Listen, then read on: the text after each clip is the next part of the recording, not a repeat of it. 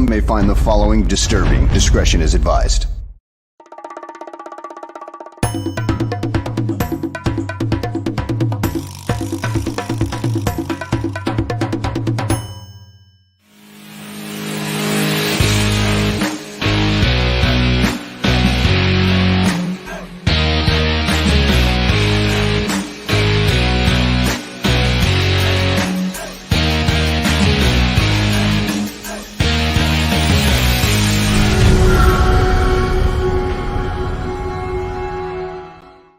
Welcome, everyone, to another episode of GTF, Gabriel Talks Football. My name is Aldo Gandia, and before I bring Greg in, I want to let you know that at 8:30 p.m. Central on this Thursday, it is the season premiere of The Bear Debate. And those of you who followed the show last season may remember that John Buffone and Tyler Ellis were debating each other from week to week. Well, this year we've changed the format a little.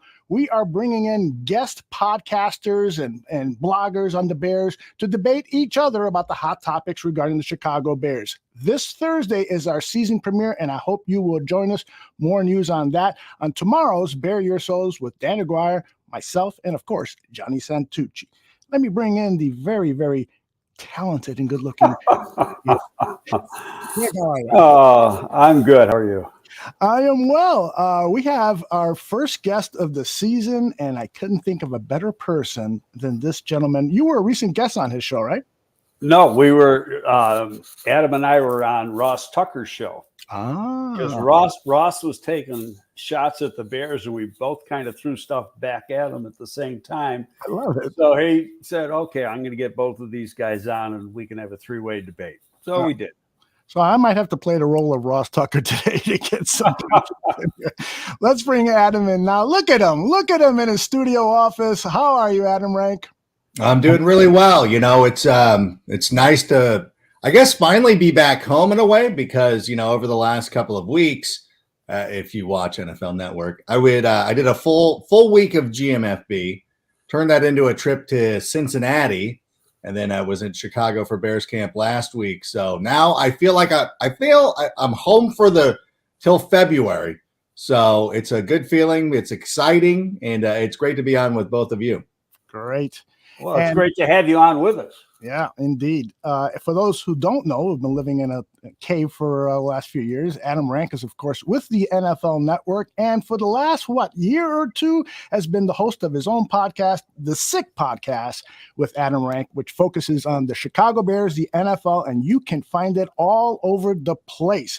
It is here on local radio on AM 1530 WCKG. It is on Sirius XM, YouTube, Twitter, you name it, Facebook, everywhere. It's everywhere. And it's almost unavoidable at this point. That's right. You're going to many people's chagrin. Yeah. Indeed. Although I think we got to do the same thing with this one. Yeah, I agree. Let's get more exposure, buddy. You got it. I'll start to work on that yesterday. Actually, I've been sending out some emails. But nonetheless, let's talk about the Chicago Bears, gentlemen. First of all, I want to ask Adam. Adam, you were out at Bears camp at Hallis Hall. What was what really caught your eye about this edition of the Chicago Bears? Well, let me first say that this was my first opportunity to go out to Hallis Hall, so it was kind of a pretty amazing experience for me. As a matter of fact, the moment I did it, I walked up to the front, and of course, like everybody, we have to do a TikTok or an Instagram story or whatever it is. It doesn't matter. And as I was doing it, I'm pretty sure it was Travis Gibson, but I don't want to say 100%. But if you saw my Instagram story, he actually called me out. He's like, Rank, and he was driving by. I'm like, oh my God, this is going to be a great day. And so everything that's surrounding it, the Bears staff was great. It was cool meeting a lot of the reporters who do a great job of covering the team day to day. But I think ultimately when I looked at the ball club, and I know it's funny to hear reporters complain, and it's funny to hear people complain. When you go to other spots, you know, you can get a sense of like, is this a well-run organization? Is it not? And I know that people love to take shots at the McCaskies, but it's like, no, this is a legit operation. I felt like it was like overall the grand scheme of things. I thought it was well run. I thought their fan fest was cool. I liked having the DJ out there, getting people onto the grounds. Now we could have the argument of like, should they have more? they have so much space out there. It's like, make more parking and make more opportunities to bring more fans out. But that's, those are minor details. But I think, what people probably care about, they don't care about my aesthetics, but when you look at the team and the way that practices were run, now I obviously wasn't here for the Matt, or I wasn't attending games or practices for the Matt Nagy era, but I did appreciate the crispness of everything. I did like the pace. I did like even though they just had started putting on pads, there was some intensity. There was a lot of guys focusing. There wasn't a lot of lollygagging or anything like that. So from that perspective, I was pretty excited. And then, of course, there's players standing out, but it's, it was August 4th. I don't want to put too much like, hey, this guy's going to the Hall of Fame. But you know what? There was some intensity. There was a lot of attention to detail. And I will tell you this, too. Talking to Jalen Johnson, I'm sorry, I'm going on way too long. Greg, I don't think I said more than 5 words. I apologize. But that's why you're on. But, we got an opportunity to talk to Coach Eberflus, which was amazing. David Montgomery, incredible. Jalen Johnson, what was really cool was, a lot of these guys, Jalen likes to talk. He likes to be put in front of a microphone. He's not shy. When somebody's like, I'm doing this because the team's obligating me to do this. And then there's guys who are like, I love doing this. I want to be in front of the camera. I want people to see my personality. And Jalen is that person. Like, he wants to be out there, but he was also the like, I'm not missing this meeting. Like, I'm not going to be late. I'm not going to be doing it. And I'm like, according to some people who were there last year, that was a refreshing change. So I did appreciate that. So, as we're sitting here watching this organization be rebuilt, I think it's heading in a positive direction. Greg, you have no qualms with that assessment about the positive direction the team is going to, right? No, I there's nothing I can complain about since Ryan Poles and Matt Eberflus have taken over this team and taken over the organization. I like the signings they've done. I don't really care what the national media thinks. We're gonna find out about this team when the season kicks off in another 5 weeks. Preseason starting this Saturday, that's not going to mean anything, and we'll get into that later. But I like the way the practices have been held. I like the intensity of the practices. It's still not as intense as they are. It's still not close to the way it used to be. I mean, yeah. I remember when I started off in the league in the 80s, and Parcells was the head coach of the Giants, and I was there. And Adam, I don't know if you knew this. I mean, the very first day of camp, we'd stretch, go into the Nutcracker. Yeah, the Oklahoma. I mean, boom, right away. And you'd have double sessions 6 days a week. These are country clubs compared to what it used to be. And that's just the way you have to do things in order to get a CBA. So you're not nearly as hard on the players as they were even 15 years ago. Yeah, it's one of those things that, as a kid, I was growing up in Southern California. We would go sometimes to Oxnard and things like that. And those guys were getting after it. You know what I'm saying? Like exactly what you described. And it's one of the, I think back to me, like high school football, just like how intense that was. And nowadays, yeah, they run around in shells. I don't think high school kids put on shoulder pads until their first game. So it's like, yeah, it is a little bit of a different thing, but you can still see, the way that the guys move about from field to field. Is there somebody walking? Is there somebody half-heartedly jogging? Like, no, there's sprinting. There's a lot of, the small things, paying attention to the biorhythms or the body language and everything like that. So that part of it was really good. Well, the good news is that the decision makers are watching everything you saw. And if they see somebody loafing, so to speak, and that's the big word at Hallis Hall, those guys won't be here. They're getting graded on everything. And that's what I think a lot of fans don't understand, is that you're not just getting graded on what you do in a preseason game. You're getting graded on how attentive you are in meetings, how prompt you are at meetings, how you perform on literally every play, whether it's a live play or it's a walkthrough. And they have the tape of it, and the position coach goes through every single play and grades everything. Guys, one of the things that's happened with the tempo of play is that we have seen players really buy into what the head coaching staff and the entire coaching staff is doing with the tempo of play. Eddie Jackson himself said he is really impressed with that. Nobody is complaining. Everyone has bought in. Everybody is hustling. And then defensive coordinator Williams said that when you have everybody buying in, it leads to faster learning of what's being taught. And so that is good news. Greg, you've been in a million practices.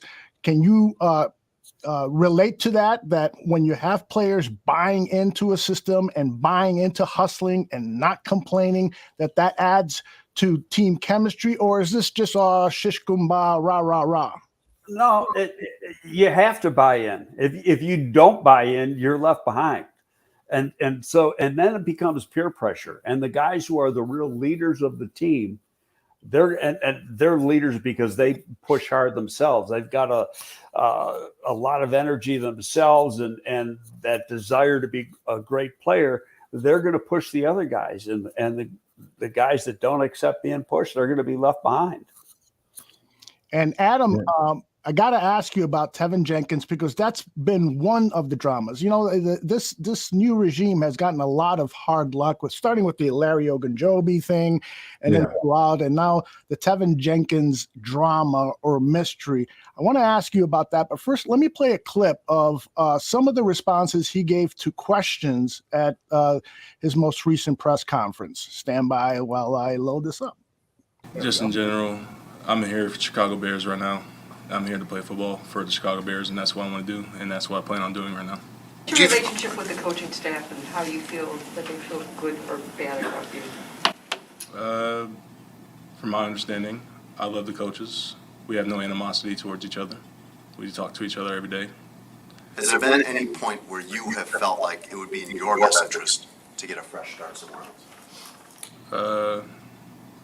For me, myself, I'm a loyal type of guy. Chicago Bears, they drafted me, so I'm going to stay with Chicago Bears until whenever it is. Well, Ryan Poles made it very clear there's a certain type, certain body type, certain style of lineman that he wants for the Bears now. Has retrofitting to that style, to that body, has that been more difficult than you thought, or has that been problematic at all? It's not problematic. I mean, in college, we did spread offense. I had to be 315, 320, and I was still around 20% body fat back there. And the only thing we did was just run outside zone. So just coming here is just turning from last year to this year. I just had to cut a lot of weight again because it's just kind of more up-tempo like I did in college. So, I mean, it's just like going back to that speed and getting back to the demands of that instead of last year. Adam, I got to tell you that at certain points he looked like a hostage being forced to answer questions. What's your take on it? Yeah, there has been a pretty much a different version of Tevin Jenkins that we saw recently, because when he was drafted, he was pretty fun. You know, he was having a good time. He was cracking jokes. He was, following everybody on Twitter. It felt like, he was like, hey, he was happy to be here and it was cool. And then, unfortunately, things didn't work out last season with the back injury.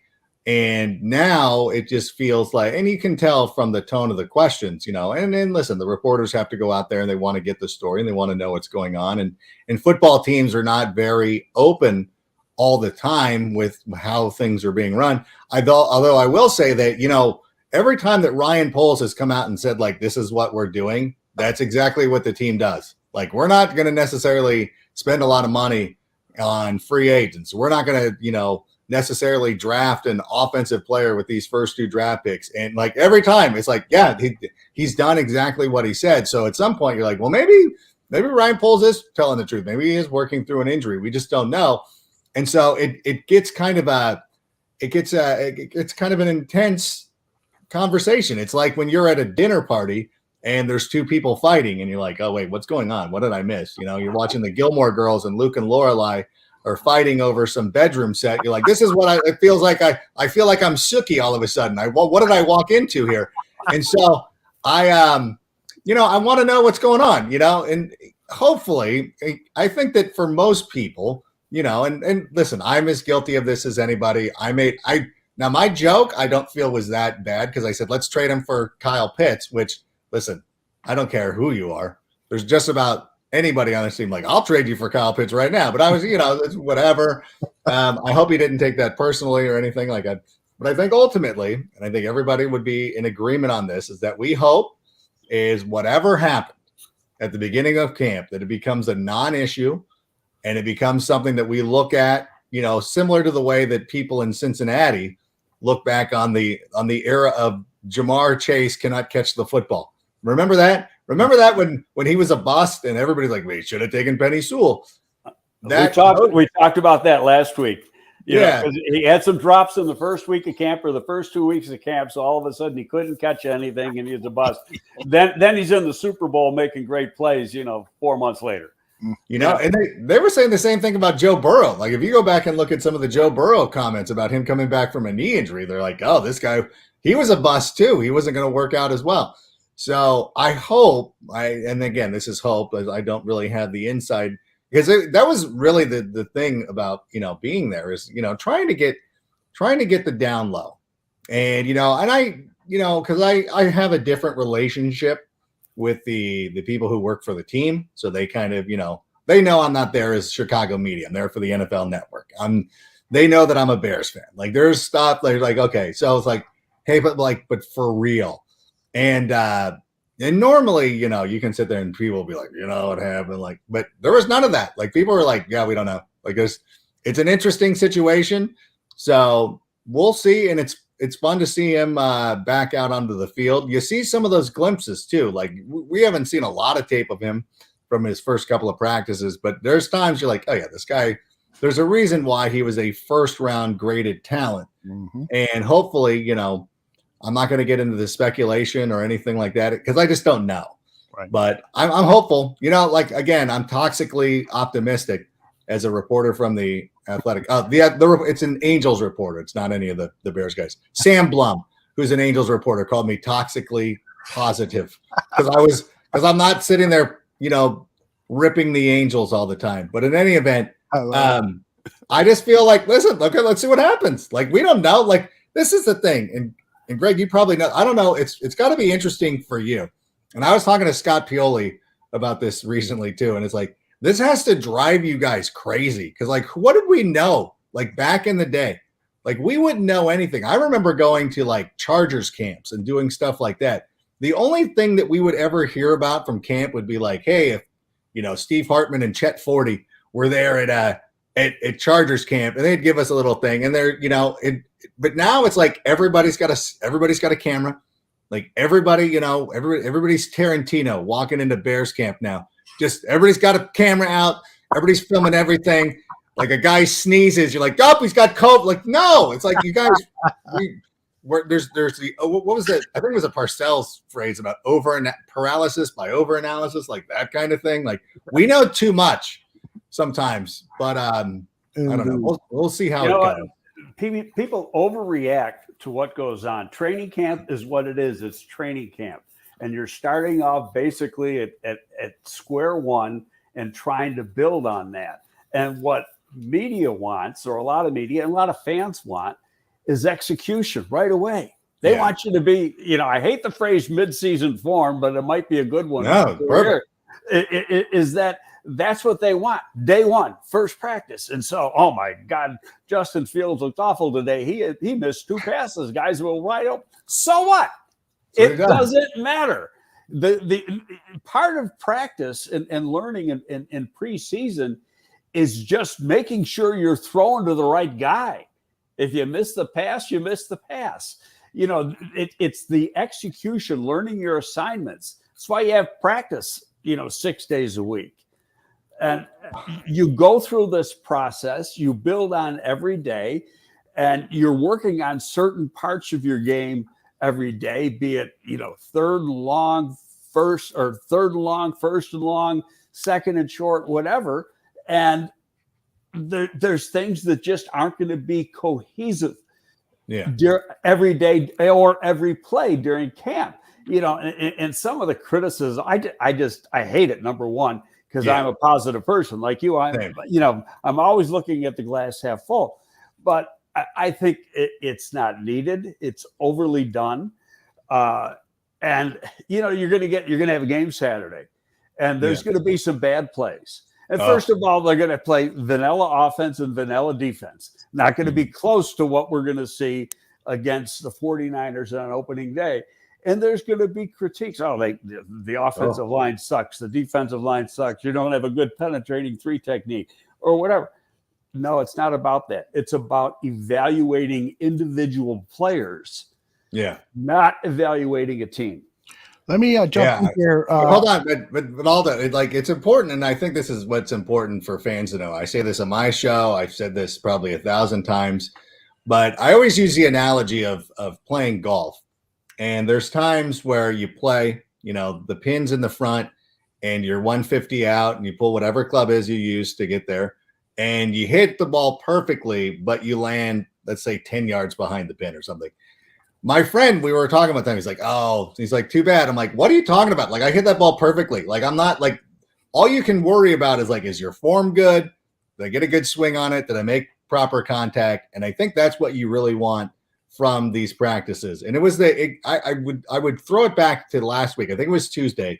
There was a play where N'Keal Harry was open in the end zone and Justin missed him. And oh my God, that bust. Bears gonna be looking. I'm sure, everybody in the national media was like, Bears already need a new quarterback. Okay, first of all, he made the right read.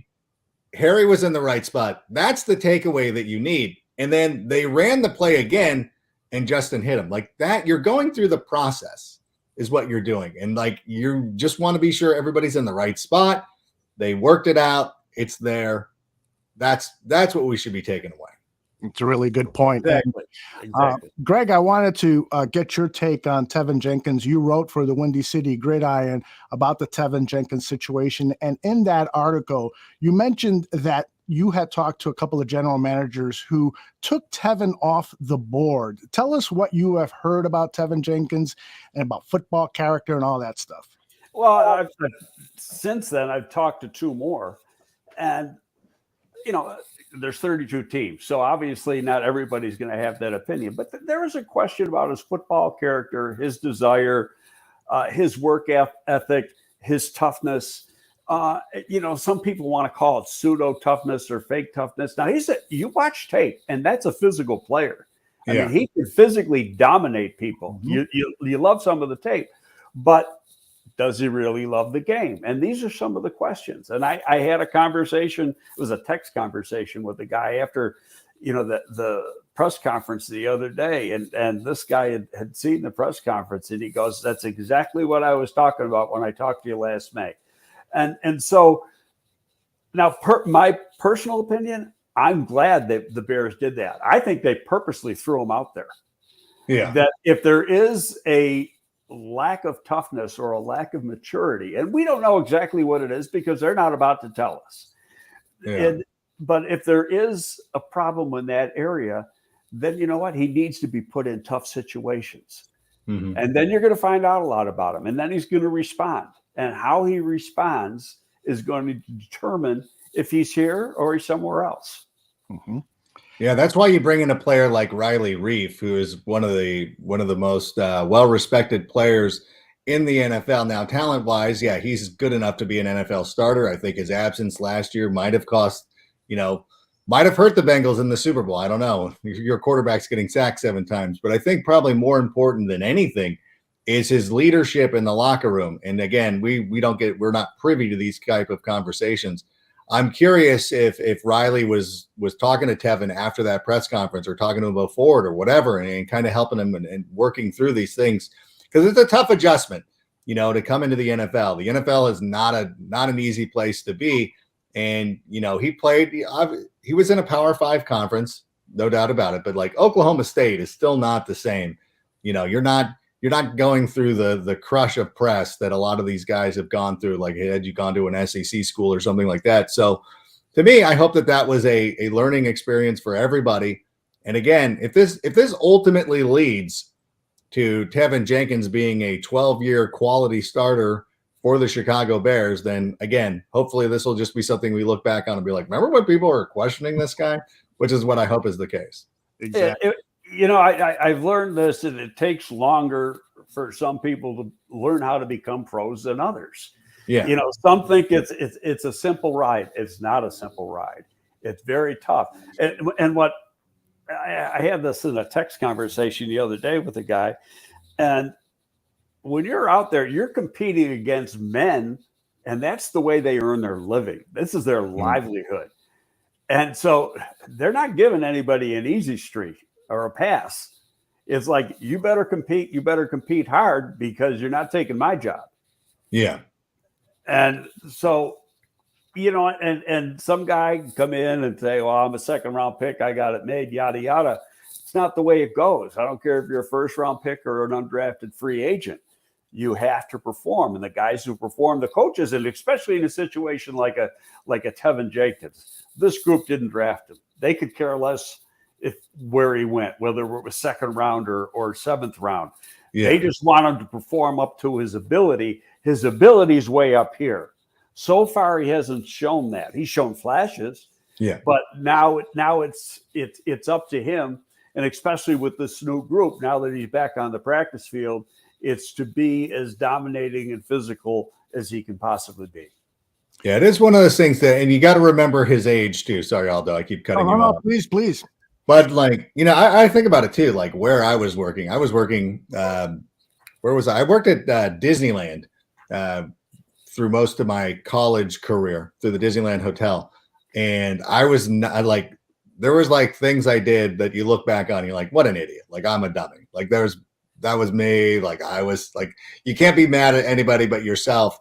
But those are like some of the times of the things that you have to go through. You know, I often think back at it because it's funny enough, my sister works for the Disney Corporation, and she works, you know, in security and all this stuff. And she does stuff. And I'm like, am I still on the like non-rehire list? Like, I want to know, because like I feel like I don't know that I ever want to go back and work there, but I still hate that there's like some part of me at some point where I was not like a model employee. And you know what? Sometimes people go through that stuff, and it's unfortunate. Like, I didn't have to deal. I wasn't put out in front of the LA Times and the Orange County Register to go out there and answer questions, you know, while I was slacking off, you know, when I was doing my airport pickups, you know. So I don't know. I want to give the kid a little bit of a break. And again, you know, I understand if there are questions, but like, this is it. Like, that's cool. We're hopeful, but at some point you've got to reward our hopefulness. And so I hope that he gets to that point. If that's what the problem is. I agree. I mean, it was a second round pick. And again, you go back and you watch the tape. The tape's impressive. Yeah. And, he has and not just a little bit. It's very impressive. He's got like a Trent Williams type thing. Like when you see, like when he's motivated, and then obviously I'm cherry picking because I wasn't going through the OSU all 22 like I should have. I was going to the highlights. I'm sorry. I apologize. But you know, I cut corners. Listen, I'll admit to you. But like when you see the highlight films and like it's obviously all the good plays, like, yeah, there's some meanness. And we saw last year, you know, he was the only one in that Minnesota game who was willing to stick up for Justin Fields. So that kind of stuff, you're like, yeah, like there's somebody in there who was sticking up for his friends. Like, we want more of that guy if it's possible. Mm-hmm. All right, let's talk about the wide receiver situation, because it does appear it's in a sad state with all of the injuries that have happened. N'Keal Harry, apparently some reports are saying high ankle sprain. There's nothing official yet from the Chicago Bears. Adam, when you were out there last week, what did you see out of this receiver group, Harry in particular? And then a little later, I want to talk about Equanimeous St. Brown, because Equanimeous St. Brown has had a career in his career, he's had 37 catches, and I'm predicting he's going to have 37 catches by about week 8 or 9 with the Chicago Bears. I'm so high on him, and Greg was high on him even before free agency started. But first, Adam, why don't you tell us a little bit about what you saw last week out of the wide receivers? Yeah, it kind of breaks my heart that N'Keal ended up injuring what appears to be, or what is reported as, a high ankle sprain, because those are the ones that linger for a long time, and it could, you know, knock him out for half the season. You know, perhaps they could put him on the injured list or something and give him an opportunity to work into it. But what I would say to you is he was a player that I had a particular interest in watching, because I was a huge fan of his when he played at Arizona State. When he came to the league, I thought like he was going to be one of the best players. He was in a class with a lot of good wide receivers. So I thought that N'Keal was going to be one of those standouts along with Debo and all the other guys who were taking that season. I did like, they did, speaking of Debo, they did run a handoff to him. And I was like watching it. I'm like, ooh, yeah. Because, we talk about Bayless Jones possibly being that type of player for us this season. You're like, oh, like, yeah, Harry could do, like, man, Keel could do I this saw stuff. that play, Adam, and talk about a load to bring down. He was running right towards us in the stands. He was, it was impressive. I'm like, ooh, I kind of like that. And I like that there's a commitment to this too. So I'm like, okay, this is all cool. And you got to remember too, like this New England system, especially offensively, like if you look at the history of the New England Patriots, they ask an awful lot of their wide receivers, like an awful lot. And there's a reason why they have so many busts in the first and second round. Like why these guys, like at some point you're like, is it me? Is it your principal Skinner? You're like, is it me or is it all the children? No, the children are wrong. Like, no, like you're drafting good players. There's a lot of demands. And you look at the people who end up being successful for the Patriots, it's a lot of veterans. And there's a lot of guys who played in other spots who've gone through some things. I think one of the lone exceptions was Julian Edelman, of course, who was a quarterback at Kent State. So he comes in with a different mindset already because he's switching positions and can learn little things. But like all these guys, like Welker was other places like San Diego, Miami. Then he came to New England. Obviously, Randy Moss, like historically. So to be a successful receiver for the Patriots, you've got to have played somewhere else because they put an unreasonable expectation for you. And it's not only the receivers. I spent a week with Darius Butler, who did not do very well when he was drafted by the New England Patriots. He goes to Indianapolis and becomes a solid NFL player.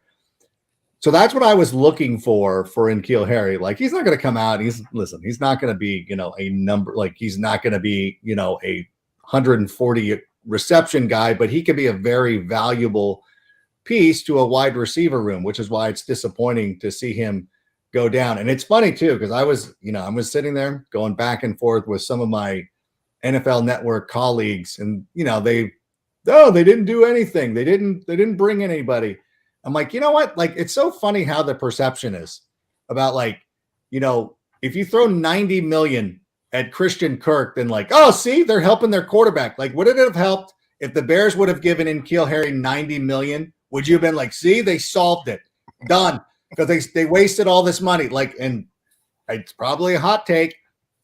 Had he not gotten hurt, I was willing to just go out there and be like, N'Keal Harry will have a better season than Christian Kirk. I was convinced of that. So I'm personally disappointed. I just wanted to see him get a chance because I think he's a good player. And I think he came in here with the right attitude and was ready to shock the world. So I'm a bit disappointed that it's delayed for the moment. I'm not writing him off. I'm just saying it's going to be delayed a little bit. Well, it's delayed, but it's not over. And there's Aldo. I sent Aldo a note before the show started, and I wanted to talk about this because there's all this talk on Twitter where they got to go out and sign Will Fuller, and Pringle's not going to be ready for the first game. And is that preseason game or was that? No, regular season. And Harry's not going to be ready until game 8. We don't know that. We don't know any of it. He could be ready in 4 weeks. Everybody heals at a different time level.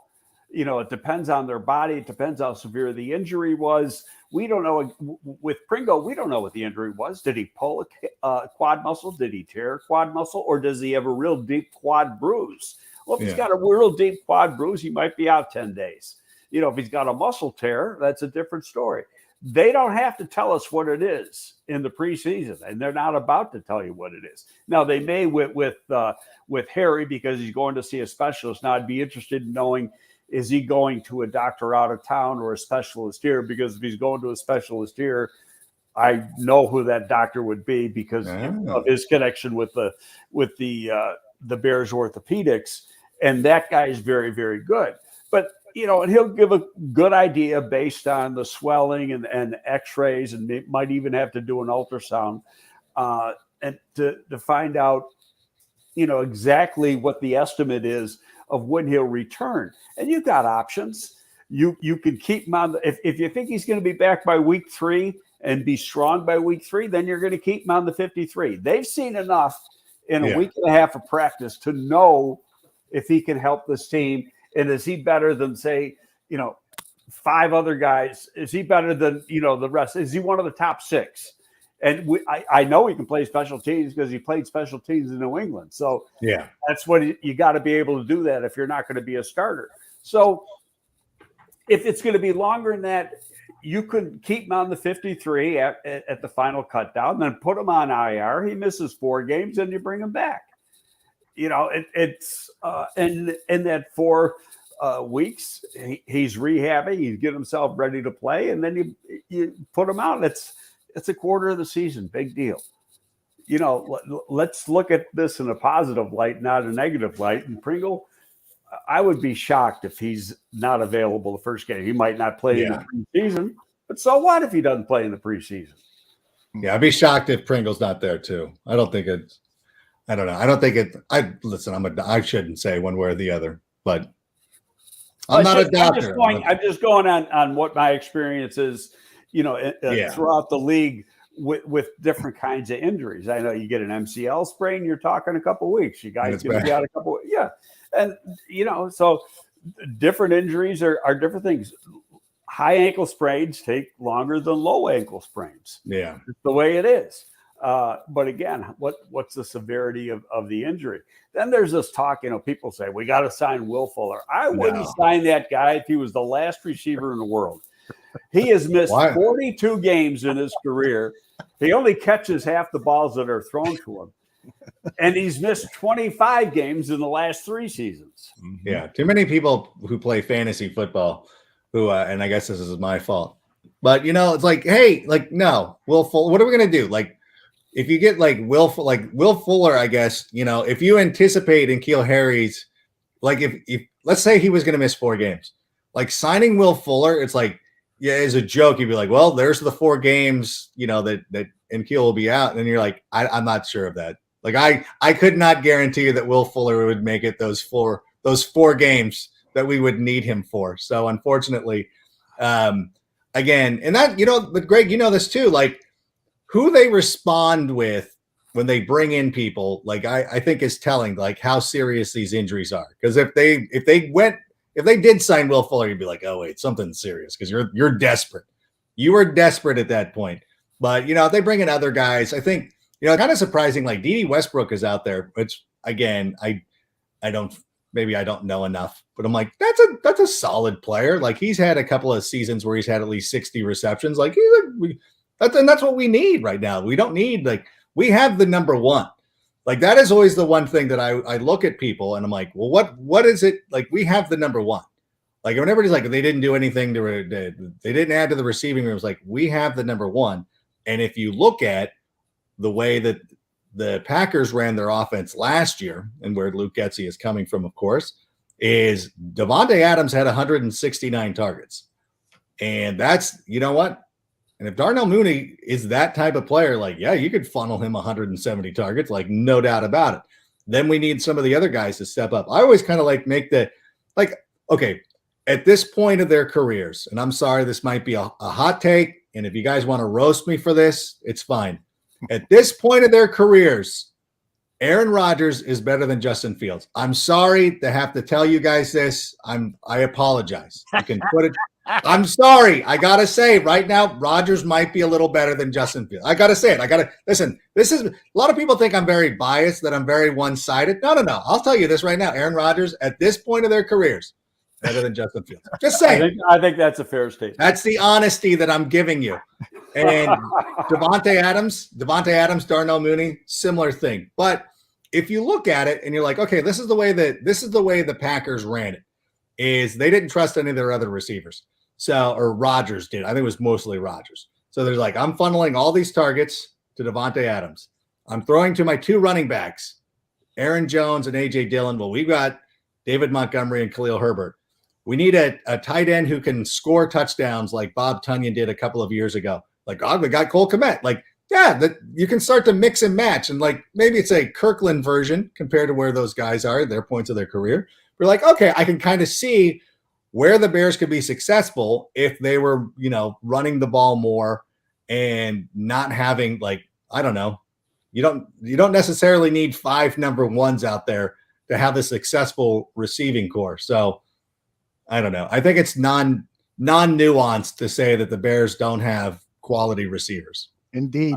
I agree with you. I'm on record as saying I think this group's a lot better than people have given it credit for, that they basically, guys that needed an opportunity.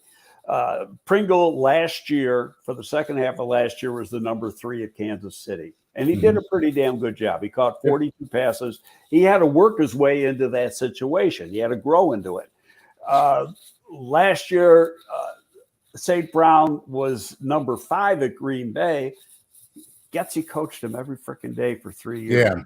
He knows exactly what this guy can do. And the people in front of him were pretty damn good receivers. Yeah. So it's not like he couldn't play. The guys in front of him were a little bit better.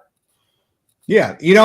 When you see Equinemius St. Brown, now I remember him from his high school days. He was a Southern California kid. Although I always say that, but I'm like, I always get confused because him and his brothers went to rival high schools, went to rival private high schools, which is one of the weirdest things. Like I wish I need to research the Chicago version of this, because Servite and Mater Dei do not get along. Like one of the biggest rivalries in high school football out here. And they both went to different ones. And I'm pretty confident that Equinemius went to Servite. I think I'm committed to that. I have to look it up. I should be more, because somebody's going to be like, nope, he went to Mater Dei. Okay, I'm sorry. But the thing is, I remember him coming up. He goes to USC. He does a great job. I had not seen him in a while. I had not seen him in person in a while. So seeing him last week was my, again, like. Equinemius went to Notre Dame. The brother went to the brother at Amon. Oh, yeah. See, I'm getting, these brothers, they do it all the time. They go into rival colleges. They're going to rival high schools.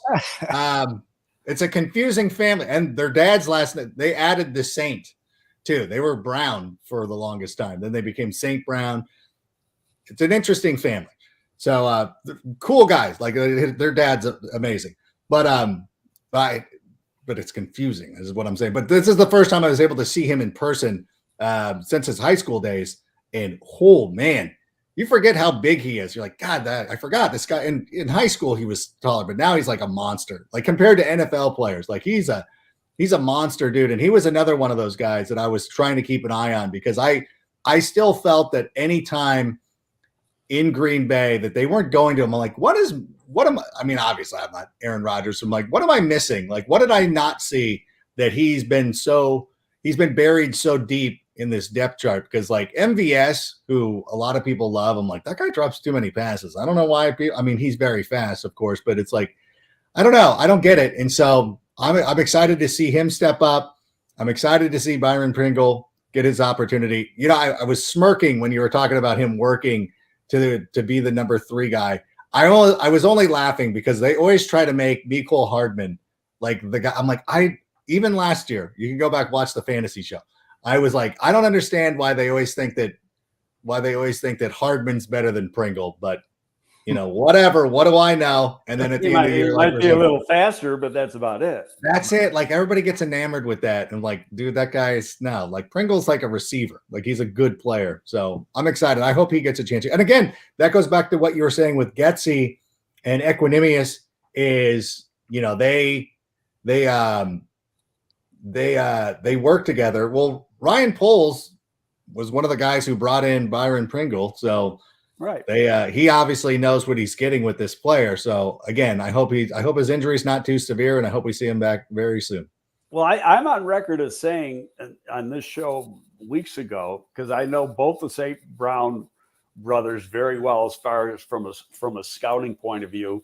Mm-hmm. And Equinemius had a great sophomore year at Notre Dame, had like 70 receptions. He looked like he was on his way to be a first or second round draft choice.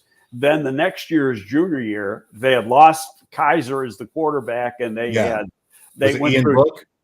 No, wasn't Ian Book at the end of the year, but before that, they went through There was a kid from New Jersey, Wimbush, and some. Oh, right, right.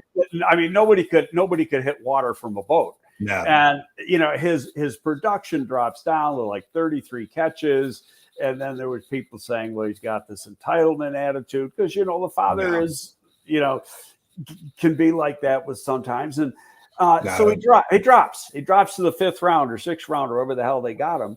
But you go back and you look at that tape from his sophomore year. That's an outstanding football player. So, and I think he's physically more talented than his younger brother, who was a rookie in Detroit last year and had 90 receptions. He's bigger, he's faster, he's more athletic, he's more explosive. Mm-hmm. For whatever reason, he didn't get the opportunity. His brother had 90 receptions. His brother's 6 feet tall. This guy's 6'5". Yeah, it is.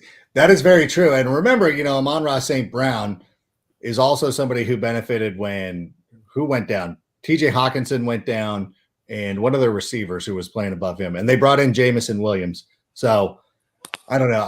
I'm a big fan of Equanimeous St. Brown. So I'm hopeful. Again, a lot of this is hope, but I'm hopeful that he's going to be able to come in and kind of, find his stride. Again, it's, not everybody clicks on their first team, and it's not necessarily a fault of his own, but now he's getting an opportunity, and I hope he seizes it. I want to show a picture of John Brown, Equanimeous's father, when he was back in his weightlifting days, or is this a photo of Adam Rank's body superimposed on John Brown's face? Never. No. Dad was like Mr. Universe. He was a legit, Mr. Universe.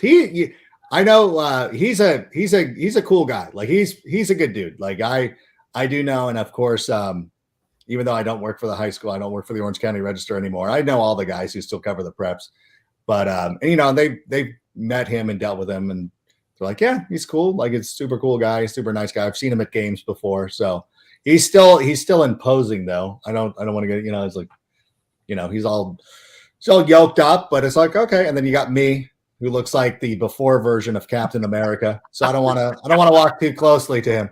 That's what it's like.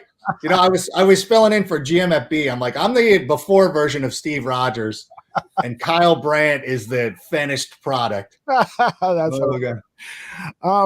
Greg, so I got to ask one question. Sure. You grew up in Southern California. You live in Southern California. How the hell did you become a Bears fan? This is a point of contention for a lot of people. I even need to go out and film a video on this because, as you see, there's all my Angel bobbleheads over there. Mm-hmm. So, Greg, this is I'm not sure if you guys are aware of this, but like growing up in Southern California, we didn't have a football team for a long time. And what you get in Southern California, and it's amazing, it's like, so everybody loves the Lakers. And then you're either an Angels or a Dodgers fan. And most people like the Kings and not the Ducks. But then your football team is either your parents' favorite team, the team that's been winning all the time. So depending on your age, you're either a Cowboys or a Patriots fan. So there's a lot of 49er fans because they were very successful down here. And then otherwise it's like, hey, like I liked Randy Moss, so I'm a Vikings fan. My friend who played for the Angels, Tyler Skaggs, was a diehard Vikings fan because he loved Randy Moss. And so thankfully for me, it was easy because my parents, my dad's from Sterling, Illinois. My mom's from Oswego. I was actually born in Park Ridge, Illinois. So I was there, Park Ridge, Illinois, the Lutheran Hospital. We lived in Schaumburg, Kaufman Estates. Nobody gives me a straight answer. Like nobody can give me like the straight up. Yeah, there it is. Schaumburg. Yeah, I claim Schaumburg. Nobody knows anymore. Like everybody's forgotten or whatever, or people are gone. So nobody. I even looked up. I had my birth certificate. So I looked up the address from the house and that was a controversy because the house address did say Hoffman Estates. And then I looked it up and I'm like, this isn't the house. Like this, what is, so I don't know if there was some redistricting or whatever was going on. So to shorten this story up a little bit, my dad, Navy guy, he was like, okay, when I was kind of a mistake. Like I was not a planned pregnancy. My sisters are older. I was not planned. But then my dad bounced from the Navy. He's like, okay, I've had enough. And then he was like, I don't want to shovel snow anymore. Like he's like, I'm done with this weather. So we moved to Georgia. So we moved to Georgia, and the first winter we were there was an ice storm. And then he's like, "No, we're out of here." So he's like, Southern California, because I don't know if he was based in Long Beach or wherever it was. It's just actually where my sisters were born. So he's like, "We're going back to Southern California." So there it is. And so that's a long-winded version of why you got this weird thing. And it's difficult because a couple of years ago, as a lot of people will remember, the Kings and Blackhawks had a pretty intense rivalry. And, I grew up and Gretzky was on the Kings. Like, I'm sorry. Like, growing up, in the late 80s, early 90s, the Blackhawks were not good. Although you had Chelios and some fun players. Roenick, I think, maybe. I don't know. Oh yeah. And then, but it's like, dude, I'm not rooting for the local team that has Wayne Gretzky. Like, that's just not going to happen. So that was tough. That was tough with the family. I was not talked to for a while. Even the Angels White Sox in 2005 was difficult because we weirdly have some White Sox fans in the family still. If you get out to some of the cousins who live in Newark and Sandwich and places like that, they're weirdly into the White Sox. My parents were always Cubs people until I converted them into. I know this is not. I'm sure all the people are bouncing. They're like, we don't care, Rank. But I was asked a question. I got to answer it. You did a great job. Here's a question for both of you, because Greg just recently wrote about the Bears wide receiver core for Windy City Gridiron. It's his latest article. He's got a fresh one coming out any minute now, I bet. But probably tomorrow. Velus Jones and Adam, you're a numbers guy in your fantasy world. I've predicted that Velus might be good for 1,000 combined yards, puck returns, kick returns, rushing the ball, catching the ball, and so forth. Are you? I know Greg is, because I read his article. He's really high on Velus Jones. How high are you, Adam? Oh, he's my best friend. What are you talking about? Like, we're super tight. I met him at the NFL rookie premiere in Los Angeles. I accosted him. I said, "We're going to be best friends. I'm glad you're wearing 12 because I want you to carry on a solid legacy for Allen Robinson, who we all still love. We still love Allen Robinson. People, do not turn on him. I'm excited for him. I think that too much was made of his age, which is one of those things. Like, everybody's going to talk things about that. I will say this too with the he's the same age as AJ Brown, which I know AJ Brown had a couple of years in the league, but it's like, listen, you look at AJ Brown as this young stud for the Eagles, and then, hey, here comes Bailey. Like, nope, he's too old. Like, well, what is it? All we need is this good, we get good 4 years out of him, 5 years we extend, who knows? But the thing is, he was a solid receiver in the SEC.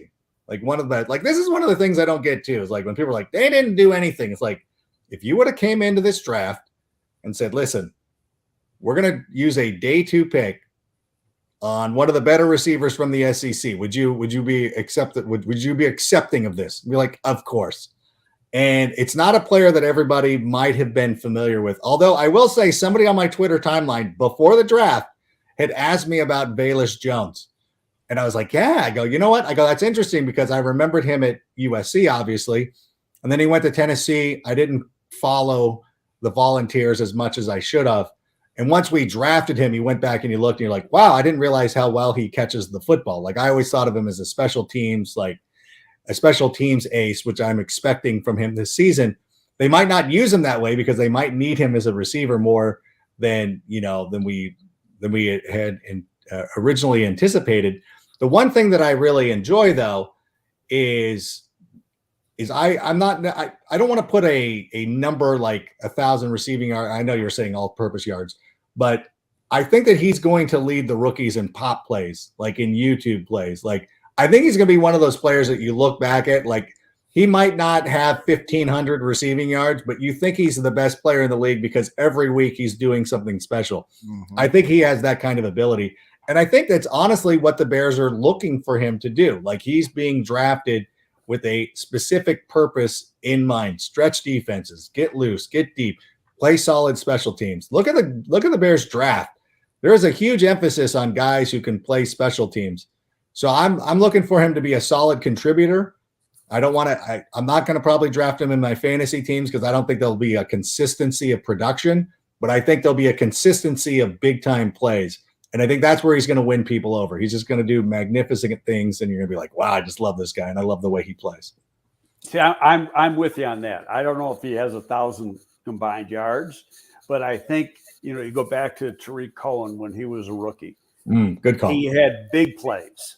Mm-hmm. And a number of big plays, and he's change of pace guy. You put him in when you put him in the game, you've got to account for him because of his speed and explosiveness. And so that, especially given that he's a rookie now, and this goes back to, I was thinking about this when you were talking about the New England receivers, and one of the things New England did, which I am totally against, and everybody used to do it, is that they bring in their receivers and they want them to learn all three positions as a rookie.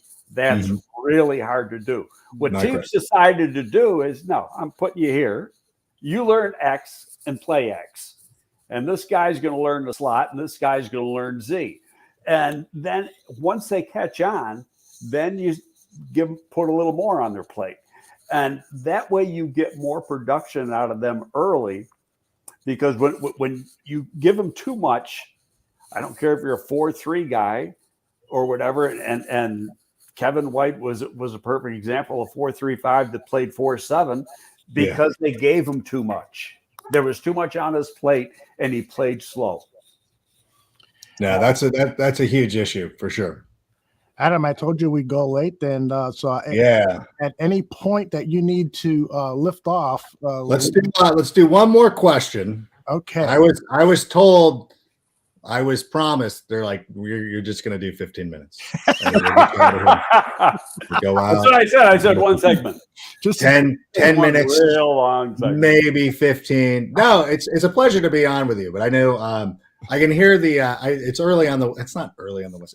You know what? It's summer vacation, and I'm a big softie. I keep my 4-year-old boy is on his schedule. Like, there's no deviation. My 7-year-old, it's like, do you want to watch this movie? Like, we were sitting there last night, the mom and her brother were in bed. I'm like, do you want to stay up and watch this movie with me? She's like, okay. So we watched Luck on Apple TV, which was cute. It was a cute movie. Excellent. And she's also one of these kids that just talks like you cannot watch a movie. Like, she's just constantly talking the whole time. Commentary, like, okay, fine, just talk. That's the movie experience nowadays for those of us who still go to the theaters. Well, at the theater, she's cool. At home, she's just going to be like, and it's probably my fault because I gave her rainbow sherbet at 9:30 at night. So a lot of this is something like you brought upon yourself. Like, who am I really mad at this point? Like, I cannot be mad at the child. That's hilarious. I got an obscure question for you because I have no idea what Creighton means by this. He says, "Can you explain what a goat and a dragon?" Oh, don't. That's that was a thing. It was that is so obscure. It's a dirty express. I was talking about expectations, about people talking up things too much. To where you get to it, it's never going to exceed the lofty expectations that somebody has already put upon it. So, for instance, if somebody like I'm not a big Game of Thrones person. People had talked that show up so much, like there's no way that it could reach the level of praise that has been heaped upon it. So I'm like, unless that dragon was doing things that whatever. It was just I just was shooting off there. I'm just saying, like, it's tough to live up to expectations sometimes. All right, so I got another last question for you. Yeah. One of the that's the way he is. He's always got one last question. One last question. One more thing. About 5 questions from now, he'll say, "This is the last question." That's right. It's usually me. It'll be like, "Hold on, let me tell you one other thing." I got that one. One other thing. That's where I learned it from, Adam. This defense, following them the 2 days that I was at Hallis Hall and listening and watching the reports coming out of Hallis Hall, this could be a really surprise. It could be a top 10. Who knows? Maybe top 5 defense. the young talent, the maturity of those young players. This pass rush is going to surprise a lot of people. I want you to share what you think about this Bears defense. Yeah, well, number one, we want Roquan to get back as quickly as possible. So hopefully that'll get sorted. That's one of the areas where, you talk about the depth of the position. Somebody was asking me about the Bears linebackers a couple of days ago. You're like, you know what? That's so weird because like you get caught into like, yeah, Roquan's so good. You're like, God, I got to go back and look at the. You know what I'm saying? Like he's so good. You're like, you didn't really consider it. You're like, oh, but it could be an issue. But looking at the way the defensive line is constructed right now, and obviously with Ogunjobi, it would have been amazing for him to be here. But Justin Jones, the guy we got from Jones, we got from Los Angeles, good player. He's going to be solid in the 3 technique. I really do believe that Travis Gibson ends up being a problem for everybody. Like I was really impressed with him, really impressed with the way he was getting upfield, very disruptive, very, very natural. I know they're moving to a 4-man front, but he looks great. So I really love him. The linebackers will have to wait and see. But of course, it all comes down to whether Roquan can play or not. That's the most important position on the defense, probably. That's obviously where Darius Leonard excelled for Eberflus in Indianapolis. But then you look at the secondary, and you look how well the secondary has been playing. And we still have not seen Thomas Graham yet. But we look at the 2 outside guys. We look at Jalen Johnson, of course, being one of the better cornerbacks in the game. We look at the first-round pick, Kyler Gordon. Like, he's amazing. And it's interesting to see where they put Jalen Johnson on the field. If you look at what Eberflus did in Indianapolis, and this is probably a switch that what we're seeing in the NFL in general. When people talk about nickel cornerbacks, people think of it as like that's your third best corner, but that's actually not the case now. And it's actually becoming a point of like, we're seeing more and more your best cornerback has to play the nickel. And that's what Eberflus did with Kenny Moore in Indianapolis is when he came over from New England is like, we got to put you at the nickel because so many teams are trying to hide their best receiver by putting them in the slot. So your guy has to be able to follow that receiver wherever he goes. And we're seeing that out of Jalen Johnson, which is a good sign. So we're starting to see that come about. Jaquan Brisker was a player that admittingly I didn't have a lot of history with when he was coming into the league, went back and watched this tape at Penn State. And I'm like, oh, this is a Mike Brown type of player in the sense of like smart football player who knows where he needs to be on every play. And you love to see that. You love to see Eddie Jackson be a little bit more like buying in. I love that Eddie Jackson's buying in. Again, like whatever happened the last couple of years, and this is what the coaching staff said with him, is like whatever happened the last couple of years has happened the last couple of years. It doesn't matter to us anymore. Just go out there and play good football. And Elijah Hicks looked pretty good too. So, there's somebody pushing him. So I really like it. So I'm really comfortable with where the defense is, almost to the point to where it's an afterthought. Even if we have to play, if Buster was out there or somebody was there, like whatever, like it's fine. Eberflus has shown that he can win with guys who aren't necessarily household names. Darius Leonard is an excellent player, but he was still a 2nd-round pick who took an extra, who was always going to be a good player, but he was put in a position to where he could really capitalize on his skill.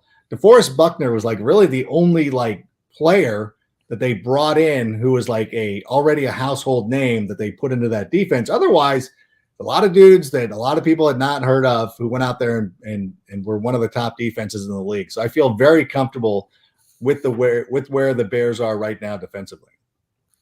Disagree with any of that, Greg? No, I totally agree with it. And I think, and one guy who's been getting a little bit of notoriety is the guy I've been pushing all along is Kendall Vildor. Oh, Vildor, yeah, he's had a strong game. I go Absolutely. back, I know what I saw on tape when he was coming out of Georgia Southern, and he was a hell of a cover guy with great ball skills and a hitter. Now, I don't know what happened with the DBs the last couple of years, but they didn't play very well. I have a theory. Well, I got a theory too, but I don't want to say it right now. But but they didn't play well, and I think this new group, you're going to see a totally different change in their play. There's some talent back there. Yeah, he's been playing really well. What's your theory, Adam? Just I'm not sure the coaching was great. There you go. Not sure it's tough. Like I always think about that too. It's like Matt Nagy seemed like a nice person. He probably is a nice person, and that was one of that was actually one of the cool things. So when Eberflus was coming over to talk with us for the NFL, like he walked into and he waved at me like he knew me, and I'm like, and I'm an idiot. I'm like, that's not good. So I was saying it, but then he walked over, and it was fun because his daughter just recently graduated from Chapman University in Orange, California. I'm pointing to Orange. So if anybody needs to know, Orange, California is that direction. But I just this fall I'm going to be a guest lecturer at Orange at Chapman University in Orange. So I was like, hey, so we had a little bit of a connection. And then he was like, where do you live? And I, like, oh yeah, I live here. And he's like, oh, do you ever go to the Sugar Shack? And I'm like, oh my God, everybody goes to the Sugar Shack. So we had a nice little rapport. So already I was bought in. So now I'm like, whether he's a good coach or not, he made me feel special. So that's important to me. No. But I do love, but like, what was funny is, as I was talking to him and we're like, yeah, talking about the history and I'm like, oh yeah. Cause Stacey Dales is like, yeah, he was born in Park Ridge and, he lived in Schaumburg for a couple of years. That's great. Yeah. We were talking about like his coaching philosophy and his coaching style. And I said, this is like one of the things that, my dad's no longer around. I go, if he was, he would be so excited because you have that kind of, whatever happens on the field, whatever's going to happen. But like having that attitude that you're bringing here, like I know that a lot of people would appreciate that. And he was like, my dad's not here too, so I understand where you're coming from. So we had like a cool moment.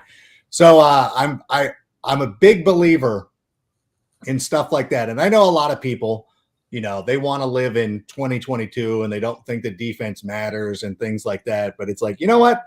Running the football and playing defense still wins championships in this game. And I think it was my friend Ill Will who pointed this out a couple of days ago on Twitter, where he was like, of the top 10 teams running the football last year, 7 of them made the playoffs. And the 3 that didn't were like 8-9, 8-9, 9-8.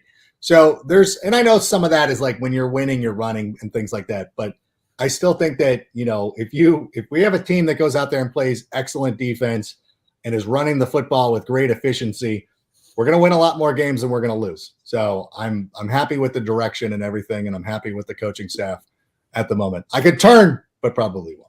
No, you won't turn. That's for sure, because things are trending up for Chicago Bears fans. Adam Rank, it's been a delight having you. Why don't you let people know where they can find your work, your podcast? We've had it up on the visual screen. No, I appreciate that. Yeah. But for listening on audio podcast, let people know where they can find you. We started the Sick podcast, I believe, in January. So we wanted to hit so when the season started, we already had established like who we are and what we're doing. And you know what? It's a toxically positive podcast. On Tuesday nights, we do a show called Take It to the Rank, where we answer your questions. That comes to you at 7:00 Central Time. Carmen Vitale is our permanent co-host on the Tuesday night show. Then, of course, during the week on Thursday, we will drop a podcast that if you miss it, if you don't, you're like, I'm not going to download Spotify, which is fine. You can be driving around Chicago on Friday afternoons at 2 p.m. Central, the Sick Podcast on AM 1530 WCKG. Find us there. And of course, I do a little thing on the NFL Network, which if you're one of those people, I know there's haters out there who are like, oh, I hate when Rank's on the network. I'm like, well, you're going to hate this season of NFL Network, then just prepare yourself. It's going to be as bad as the last couple of weeks were for you. So I apologize. I don't apologize to you. Suck it up. You'll be fine. I love it when you're on NFL Network and when you're doing fantasy work and wearing the costumes and stuff. It's the funniest thing on any sports program. Thank you. Great job. I appreciate that. Greg, can you stick around for another question or two? Yeah, of course. All right, Adam, we'll let you go and really appreciate you coming on board today. Adam, thank you very much, my friend. No, it was a pleasure. Thanks so much. I'm glad Ross Tucker hooked us up so we were able to go out there and make this magic today. But I appreciate everything you guys do. And to everybody at the Bears Barroom Network, thanks so much for your support over the years. It is certainly appreciated. And bear down. We'll see you soon. Likewise. Take care, brother. Bye-bye. All right, Greg. We have one of the things that has happened with the Chicago Bears over the last few days is the injury situation in this defensive backfield. So we don't know how long Kyler Gordon is going to be out. We don't even know what the injury is. This whole secretive thing about injuries is a little bit frustrating, but I understand it. Nonetheless, how concerned are you that these guys are not getting reps in training camp right now? And who do you see this being a great opportunity for them to step up? And I'll put up the cast of defensive backs in a second while I find it. But go ahead and tell me what your concern level is right now. Right now, I have no concern. Number one, you're getting mental reps. They're always getting mental reps. They're right there in practice. They're listening to whatever the defensive play call is. They're in the meeting room. And in pro football, the mental part of the game is so important. It's so you got to make sure you're not going to bust a coverage. If they get the mental part right, the physical part for them is easy. And I think we've already seen in the limited number of practices and during OTAs that these guys get the physical part right. So I have yet to hear a coach say anything negative about Gordon or Brisker. It's all been very positive. In fact, Adam's the first guy that really said much about Hicks. You haven't heard much from the coaches about him at all, but that's because the other guys are playing so well. Right. But I think it's just this group as a whole, I think likes the attitude of the coaching staff. They're buying into that attitude. And I think you're going to see, it's always the last few years, it's been with poor coaching, it's been a top 10 defense. Now, what's it going to do? Yeah, you're missing Akeem Hicks and you're missing Khalil Mack, but hell, they weren't here last year. Mm-hmm. And the defense played good. There were some secondary breakdowns, and I think the secondary breakdowns are going to go away because of who you have coaching them now. Now, let me put up this list of defensive backs from the Bears website. One of the players that I'm hoping will get some looks and a chance to prove himself is Devontae Harris. They just signed him from Illinois State. He's had a rocky NFL background. He's had some injury issues, but when he's been out on the field, he has put together some highlight plays. Now, I know what you're going to say about Devontae Harris. His arms are too short. But what I don't have his arm length in front of me, so I can't tell you that. Yeah, I don't know if I can find that quickly, but I do recall when he was a draft. Google in Devontae Harris combine results, and there'll be some things in there. Do you recall scouting him at all years ago when he was? No. Okay. That name slipped, and I probably did. I just don't recall it. All right. But he played in the league. And so, number one, you make it in the league, even if it's only a year or two, there's something there. Mm-hmm. You got some talent. I look, this is his 5th year in the league, probably more special teams player than anything else, and the type of guy that gets you out of a game. I got to wait and see what he does in the preseason. But reality is they're going to keep 8 or 9 defensive backs. So what's his arm length there? 31 and 8. That's fine for a guy 5'11". Okay, good. It's when you get, it was the one guy from Auburn, had like 28 3/4 inch arms. I mean, that's a problem. Yes. But 31 and 8, that's fine. Mm-hmm. Well, good to hear. I mean, I think a lot of the success of the Bears defense is going to be contingent on this defensive backfield being healthy and being able to play for the vast majority of the season, because they could really help the pass rush with their coverage. So that's good news. Thoughts about Justin Fields based on reports that you've heard of his progress? He clearly is having kind of an up and down camp, but that has to do with the fact that there's still install going in and they're still getting an acclimation to new faces. Look, it's like we talked about earlier in this show. Every day, and every play isn't perfect. Mm-hmm. Okay. What the coaches want to see first, it's like, overthrowing Harry in the end zone in the 7-on-7 drill. First of all, did he make the right read and throw to the right guy? Mm-hmm. Okay, that's the important thing. Okay, then it's getting the ball to him. Yeah, I say it's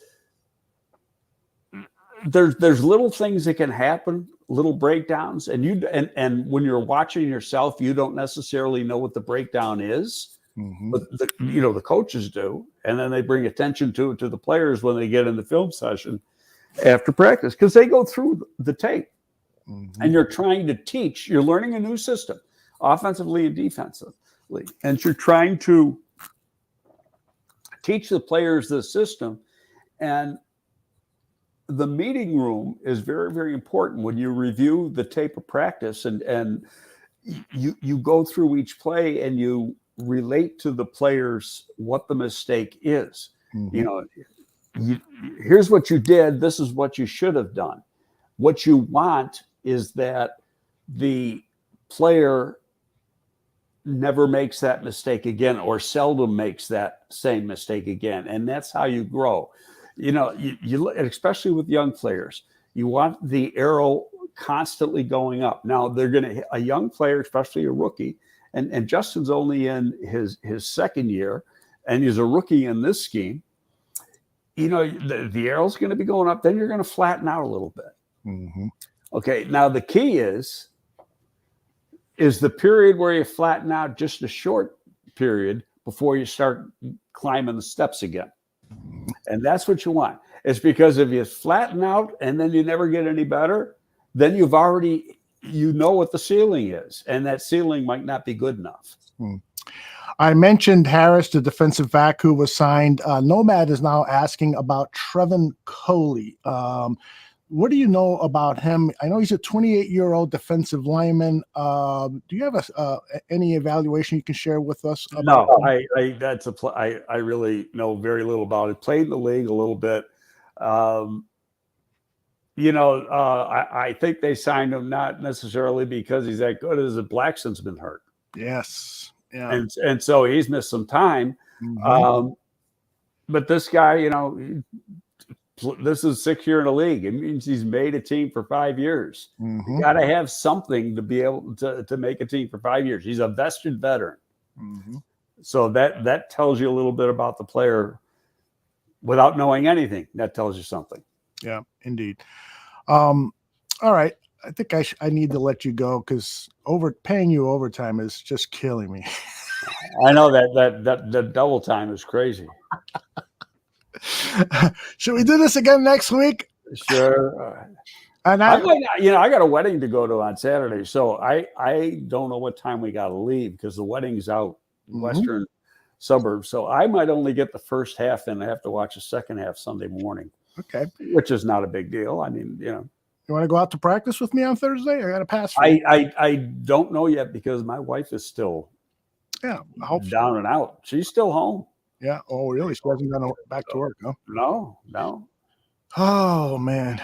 No, she's been pretty sick. Yeah. Well, please give her our best. Everyone in the chat room, I'm sure, joins me in saying, please get well quickly, Mrs. Gabriel. And I think that's it.